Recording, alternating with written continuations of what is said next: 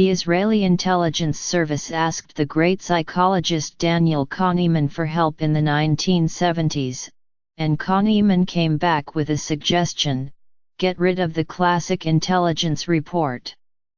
It allows leaders to justify any conclusion they want, Kahneman said. In its place, he suggested giving the leaders estimated probabilities of events. The intelligence service did so, and an early report concluded that one scenario would increase the chance of full-scale war with Syria by 10%. Seeing the number, a top official was relieved. 10% increase, he said.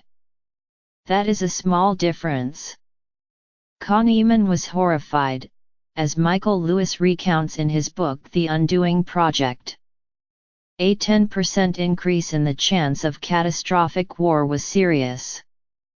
Yet the official decided that 10 wasn't so different from 0. Looking back years later, Kahneman said, "No one ever made a decision because of a number. They need a story." His change of heart is good way to introduce my ritual self-criticism. There is a burgeoning tradition in which columnists devote a year-end column to the errors of our ways. The journalist Dave Weigel calls it pundit accountability. I'll start with some backstory. Like the pre-1970s Israeli army, the news business of old didn't have much use for probabilities, outside of the weather report. These days, though, probabilities pop up all over. At 10 p.m. on Alabama's recent election night, the Times said that Doug Jones had roughly a 70% chance of winning, based on counted votes. That scoreboard drew 13 million views.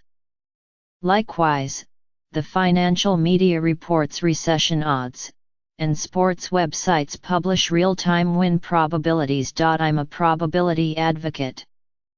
In previous jobs, I have helped create election scoreboards. Probabilities are more meaningful than safe anything can happen platitudes, vague it's likely analyses, or artificially confident guarantees. But I've come to realize that I was wrong about a major aspect of probabilities. They are inherently hard to grasp. That's especially true for an individual event, like a war or election. People understand that if they roll a die 100 times, they will get some 1s. But when they see a probability for one event, they tend to think, is this going to happen or not? They then effectively round to 0 or to 100%. That's what the Israeli official did. It's also what many Americans did when they heard Hillary Clinton had a 72% or 85% chance of winning.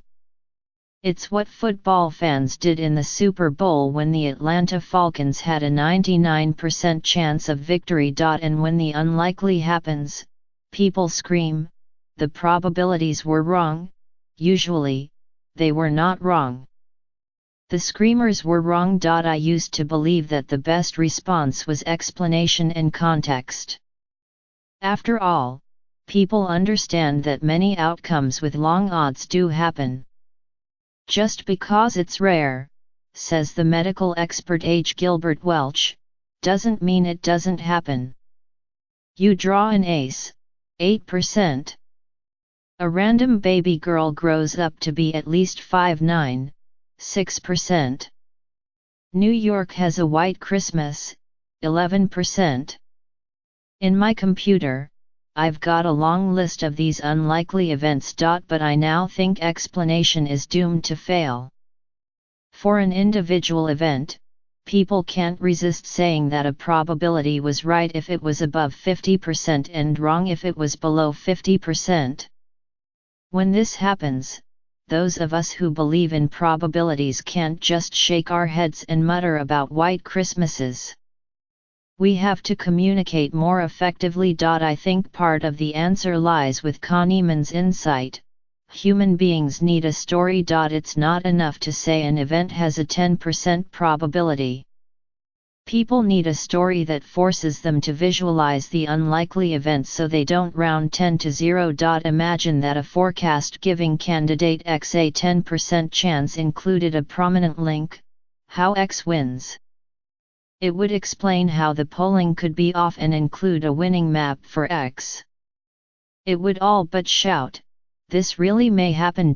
Welch, a Dartmouth professor, pointed me to an online pictograph about breast cancer risk.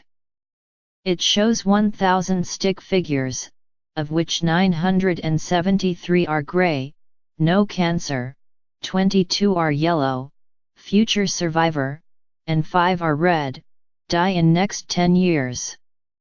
You can see the most likely outcome without ignoring the others. Yes, I understand that ideas like this won't eliminate confusion. But even modest progress would be worthwhile. The rise of big data means that probabilities are becoming a larger part of life. And our misunderstandings have real costs. Obama administration officials, to take one example, might have treated Russian interference more seriously if they hadn't rounded Trump's victory odds down to almost zero. Alas, unlike a dice roll, the election is not an event we get to try again.